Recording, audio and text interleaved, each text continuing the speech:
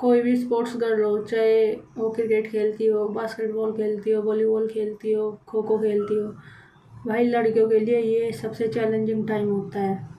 Personally अपना experience share करूँ तो मुझे बहुत क्रैम्प्स आते हैं, और जब हमारे मैचेस रहते हैं तो हमें मेडिसिन भी यूज़ करनी पड़ जाती है। एक टाइम ऐसा आता है कि आपको बहुत ज़्यादा पेन होता है, बट आप अगर अपनी कंट्री को रिप्रेजेंट कर रहे हो या कोई भी अपनी डोमेस्टिक लेवल पे भी अगर आप खेल रहे हो, क्योंकि आप उसी एनर्जी लेवल के साथ खेलते हो, हर हर चीज़ के हर मैच को आप उसी उसी एनर्जी के साथ खेलते हो, तो दिक्कतें आती हैं। But as a sports person आप मेंटली इतने स्ट्रांग हो जाते हो, क्योंकि आप शुरू से उस चीज़ के लेकर खेल रहे हो, आपको पता है कि ये चीज़ तो आनी है, तो आप पहले तो हमारा मेंटली इतना स्ट्रांग हो जाते हैं हम कि हम तैयार रहते हैं उस चीज़ के लिए।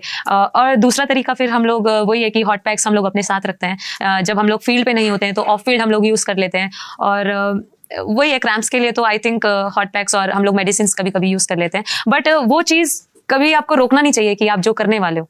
तो ऐसा हिंड्रेंस नहीं आया कभी कि पीरियड्स है तो आपको खेलना नहीं है, बल्कि मेरे साथ उल्टा है, जब मेरे को पीरियड्स आते हैं तो मैं और ज़्यादा अच्छा परफॉर्म करती हूँ।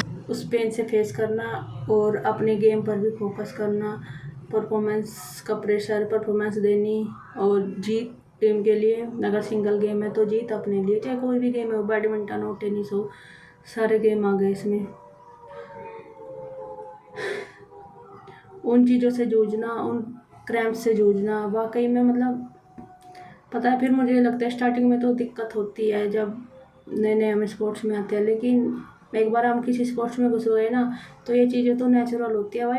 फिर नहीं फील होता कि पेन आ रहा है कि नहीं आ रहा है। फिर फिजियो रहते हैं हमारे साथ, फिजियो की एडवाइस से हमें कौन सी पेन किलर लेनी है या नहीं लेनी है, तो हम वो अपने साथ कैरी करके चलते हैं फिजियो या फिर डॉक्टर की सलाह से।